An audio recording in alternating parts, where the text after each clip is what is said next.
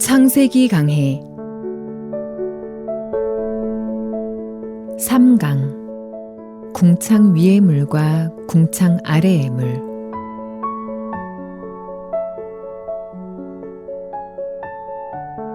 우리는 지난 시간에 깊은 흑암 속에 있는 땅에 하나님께서 무엇을 가져다 놓아서 꽃이 피고 잎이 나게 하신 것이 아니라 말씀으로 어둠을 물리치시고 질서가 있게 하시며 만물을 창조하시는 것을 보았습니다. 하나님께서 둘째 날에는 땅을 뒤덮은 물에게 명하여 궁창 위의 물과 궁창 아래의 물로 나뉘게 하라고 말씀하셨습니다. 그 말씀이 땅에 임하자마자 갑자기 땅을 둘러싸고 있던 물에 이상한 변화가 일어났습니다. 똑같이 세상에 가득 차 있던 물이지만 어떤 물은 궁창 위로 올라가 버렸습니다. 하나님께서는 성경 말씀 구석구석마다 깊은 뜻을 감추어 놓으셨는데 하나님께서 천지를 창조하실 때에 말씀하신 이런 역사는 장차 세상 끝날 때에도 다시 한번 일어날 것입니다. 하나님이 말씀하심으로 어떤 물은 위로 올라가고 어떤 물은 아래에 남아 있었듯이 이 땅에 많은 사람들이 살고 있지만 세상 끝날에 예수 그리스도께서 구름을 타고 공중에 나타나시면 어떤 사람은 주님의 이끌림을 받아서 공중으로 들림을 받고 어떤 사람은 여전히 땅에 남아있게 된다는 것입니다. 그러면 예수님이 다시 오실 때 어떤 사람이 들림을 받고 어떤 사람이 남아있습니까? 착한 일을 많이 하고 성경 말씀대로 살고 남을 많이 구제한 사람은 들림을 받고 죄를 많이 짓고 도둑질하고 간음한 사람은 이 땅에 남게 됩니까? 아닙니다. 예수님께서 그날에 두 사람이 밭에 있음에 한 사람은 들림을 받고 한 사람은 버려둠을 당한다고 말씀하셨습니다. 그날은 주님이 오실 때를 가리킵니다. 두 여자가 매를 돌리고 있는데 하나는 들림을 받고 하나는 버림을 당한다고 했습니다.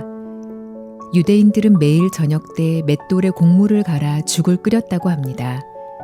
맷돌을 돌리고 있다는 것은 먹고 살기에 정신이 없는, 다시 말해서 사업이나 직장에 몰두해서 옆을 돌아볼 수 없을 만큼 바쁜 삶을 말하는데 그 가운데에서도 들림을 받는 사람이 있고 버려둠을 당하는 사람이 있다는 것입니다. 두 사람이 잠을 자고 있는데 하나는 데려감을 당하고 하나는 버려둠을 당한다고 했습니다. 여기서 잠은 신앙의 잠을 말합니다. 신앙생활을 하다가 신앙생활을 중단하고 잠을 자고 있는 상태를 말합니다. 그런데 신앙생활을 하지 못하고 잠을 자는 사람들 가운데에서도 어떤 사람은 들림을 받고 어떤 사람은 버림을 당한다는 것입니다. 성경에는 들에 있는 사람을 두 부류로 보여주고 있습니다. 하나는 밭을 갈고 씨를 뿌리는 자이고 하나는 들에서 양을 치는 자입니다. 밭을 갈고 씨를 뿌리는 사람은 하나님의 말씀을 전하는 전도자를 가리키고 양을 치는 자는 목자, 즉 목사를 가리킵니다. 성경은 신앙의 잠을 자고 자기 생활에 얽매여서 다른 것을 전혀 보지 못하고 있는 사람들 중에서도 들림을 받는 사람이 있는가 하면 반대로 열심히 전도하고 목회를 하는 사람들 가운데에도 버려둠을 당하는 사람이 있다는 사실을 이야기해주고 있습니다. 주님이 다시 오실 때 많은 사람이 들림을 받겠지만 기도나 예배를 드리면서도 여전히 땅에 남아있을 사람도 많다는 것입니다. 이 말씀을 보면 주님이 오실 때 들림을 받는 사람은 부지런히 봉사하고 주의 일을 하며 하나님을 잘 섬기려고 노력하는 사람이 아니라는 사실을 알 수 있습니다. 왜 들에 있는 한 사람은 들림을 받지 못했습니까? 그도 목자로서 양을 치고 전도자로서 씨도 뿌렸을 텐데 그 목사나 전도자는 왜 들림을 받지 못했습니까? 반대로 신앙의 잠을 자고 있고 신앙생활을 제대로 하지 못한 사람은 왜 들림을 받았습니까? 이것은 우리가 풀어야 할 중요한 숙제가 아닐 수 없습니다. 예수님께서 마태복음에서 이렇게 말씀하셨습니다. 그날에 많은 사람이 나더러 이르되 주여 주여 우리가 주의 이름으로 선지자 노릇하며 주의 이름으로 귀신을 쫓아내며 주의 이름으로 많은 권능을 행치 아니하였나이까 하리니 그때 내가 저희에게 밝히 말하되 내가 너희를 도무지 알지 못하니 불법을 행하는 자들아 내게서 떠나가라 하리라. 이 말씀은 무엇을 나타내고 있습니까? 오늘날 많은 사람들이 열심히 회개하고 기쁨으로 헌금하면 죄가 없어지리라고 생각합니다. 또 자기가 죄를 지은 것만큼 봉사하거나 주님을 위하여 살면 주님이 다시 오실 때 들림을 받으리라고 생각하는 사람도 많습니다. 그러나 주님이 오실 때 들림을 받는 사람들은 그러한 행위를 했기 때문이 아닙니다. 저는 어렸을 때 장난감이 별로 없어서 못을 박은 소나무 껍질로 물고기를 만들어 연못에 띄워놓고 자석을 실에 매달아 낚시를 해본 적이 있습니다. 우리는 그런 장난감을 가지고 재미있게 놀았습니다. 자석을 가까이 했을 때 큰 물고기나 예쁜 물고기가 끌려오는 게 아니고 소나무 껍질로 만든 물고기, 곧 자석과 성질이 통하는 못이 박혀 있는 것만 끌려 올라왔습니다. 주님이 이 땅에 다시 오실 때 착한 사람이나 남을 위하여 봉사를 많이 한 사람이나 전도를 많이 한 목사나 전도사가 들림을 받는 것이 아닙니다. 그러면 도대체 어떤 사람이 들림을 받습니까?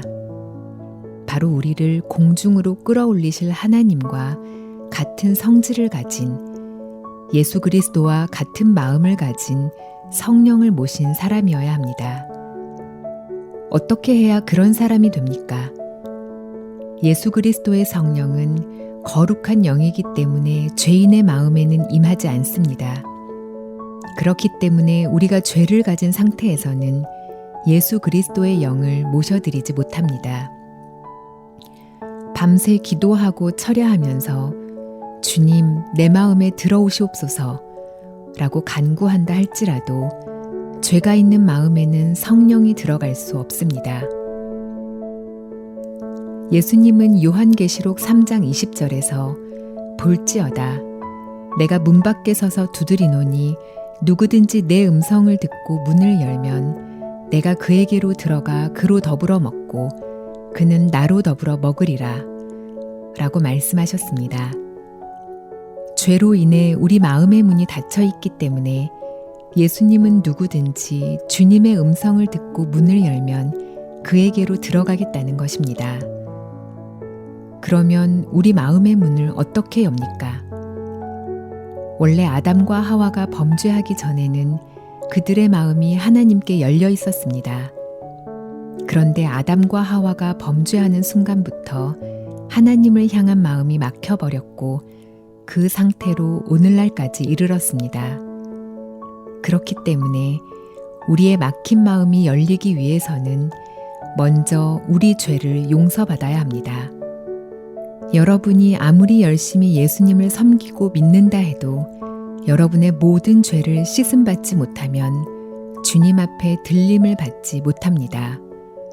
여러분의 죄가 눈보다 희게 씻어져야 합니다.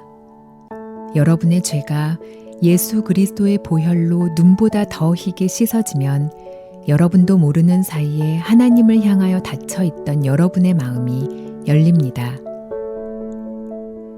하나님 앞에서 죄만 사함받으면 죄로 인해 닫혀 있던 여러분의 마음이 저절로 하나님을 향해 열립니다.